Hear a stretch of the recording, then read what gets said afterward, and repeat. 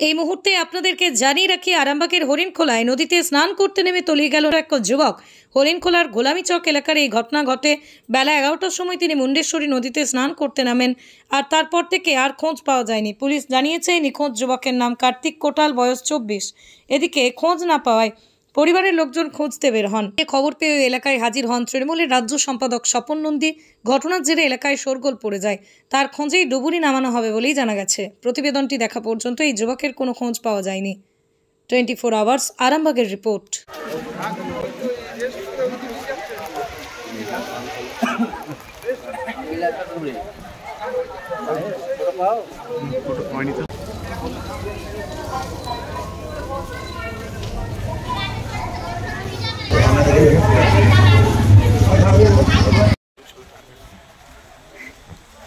तेरा छूटा के लिए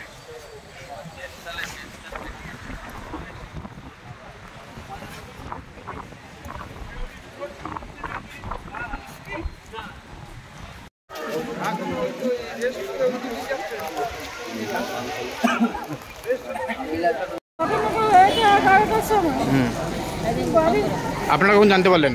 আমরা জানতে পেরেছি, আমরা থাকি না বাড়িতে, কাজে গেছিলাম। ওর মা জানতে পেরেছিল ওই 2টোর সময় করে, 2টোর সময় করে জানতে পেরেছিল যে খোঁজাখুঁজি করছে। তখন থেকে আর খুঁজে পাইনি। নদীতে এসে দেখতে নাকি জুতো আর গেঞ্জি পরে আছে। যে বাচ্চাগুলোর সঙ্গে চান করছিল, সেই বাচ্চাগুলো বললো যে হ্যাঁ চান করছে, নদীতে চান করছিল। আজকে আমাদের শুক্রবার, জুম্মার আমরা চান জুম্মা বললো চান বাড়ি চলে গেছি, ও চান করছিল। মানে অন্য একজন দেখেছিল সে চান করতে? দেখেছিল। তার কোনো শারীরিক সমস্যা ছিল? হ্যাঁ ছিল, তার রোগ ছিল। তার নাম? রাহুল কোটাল। কি নাম তার? কার্তিক কোটাল। আচ্ছা, তো বাবার নাম? বাবার নাম হরেকৃষ্ণ কোটাল। আপনার কে হয়? আমার ভাসুরের ছেলে হয়। ছেলের নাম হচ্ছে কার্তিক কোটাল আর বাবার নাম হচ্ছে হরেকৃষ্ণ কোটাল। এটা হরিণখোলার যে গোলামীচক আছে, এখানে 11টা সাড়ে 11টায় চান করতে নেমেছিল। এবার এখানকার লোক জানতে পারে যে প্রায় 4টের সময়। এবার জানতে পারার পর প্রশাসনের সবাই দেখছেন, বিডিও সাহেব থেকে থানার ওসি সাহেবের স্টাফ থেকে এসডিও থেকে আরম্ভ করে প্রশাসনের এখানে পঞ্চায়েতের আমাদের সমস্ত দায়িত্বপ্রাপ্তরা, নেতৃত্বরা, আমাদের পঞ্চায়েতের প্রধান, মেম্বার প্রধান বা আমাদের এখানকার যারা দায়িত্বপ্রাপ্ত আছেন, ডিস্ট্রিক্ট প্রধানেরাও আছে, সকলে মিলে এখানে আছেন। এসে থেকে আমরা যে ওদের পরিবারের পাশে আছি। এবার প্রশাসনকে খানাকুলে একটা টিম আছে, সেই ইন্ডিয়াকে সেটা এসডিও সাহেবকে অনুরোধ করা হয়েছে। এসডিও সাহেব ও এটা নিয়ে এসডিওরা করছে। আমাদের এমপি সাহেবকেও এটা নিয়ে, উনি সংসদে আছেন, উনিও ওখান থেকে আমাদের সঙ্গে প্রতিনিয়ত খবর রাখছেন। এমপি সাহেবও প্রশাসনের সাথে করছে, যাতে আমরা সকলে আছি যে যাতে এটা যে ডুবে গেছে কোথায় চেষ্টা করছে। বেলা 11:30 12টার সময় চান করতে এসছে কার্তিক কোটাল নাম। এবারে চান করতে আসার পরে কিছুক্ষণ পর থেকে ওনাকে পাওয়া যায় না। আমরা কিন্তু খবর পেয়েছি অনেকটা দেরিতে, যেহেতু চান করার সময় একটি ভদ্রলোক ছিলেন, সে দেখে গেছেন যে উনি নদীর এখানটায় আছে।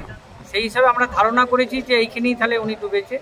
ওনার মা মাঠে কাজে গেছিলো, মা কাজ থেকে আসার পর দেখতে পাচ্ছে ছেলে নেই বাড়িতে।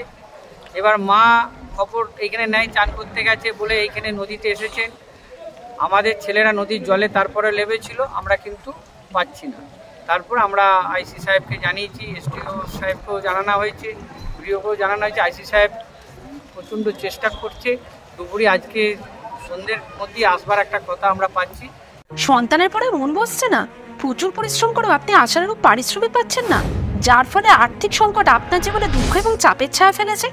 দেনার ভারে জর্জরিত স্বামী স্ত্রীর মধ্যে প্রতিনিয়ত ভুল বোঝাবুঝি বেড়েই চলেছে।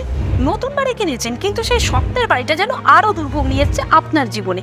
আপনি ভাবছেন সস্তায় পাওয়া বাড়িটা নেওয়াটাই কি সঠিক সিদ্ধান্ত ছিল? এমনই সব দ্বিধাদ্বন্দ্ব এবং জীবনের কঠিন মুহূর্তে আপনাকে সঠিক পথে পরিচালিত করবেন আন্তর্জাতিক খ্যাতিসম্পন্ন স্বর্ণপদক ও স্বর্ণ মুকুট প্রাপ্ত ডক্টর অজয় শাস্ত্রী। তিনি শুধু আপনাকে পথই দেখাবেন না, আপনার জীবনে সত্যিকারের সুখ, শান্তি, ঐশ্বর্য, অর্থ যেন সঠিক সময় আপনার কাছে পৌঁছে দেয়, সেই দায়িত্বও নেবেন। তার অভিজ্ঞতা এবং জ্ঞানের আলোতে আপনার জীবন হয়ে উঠতে পারে নিরুদ্বেগ ও সমৃদ্ধির পথে ধাবমান। তাই আর দেরি নয়, স্ক্রিনে দেওয়া নাম্বারে এখনই ফোন করে ডক্টর অজয় শাস্ত্রীর সাথে যোগাযোগ করুন। কে জানেন, হয়তো একটি মাত্র ফোনই আপনার জীবনকে বদলে দিতে পারে।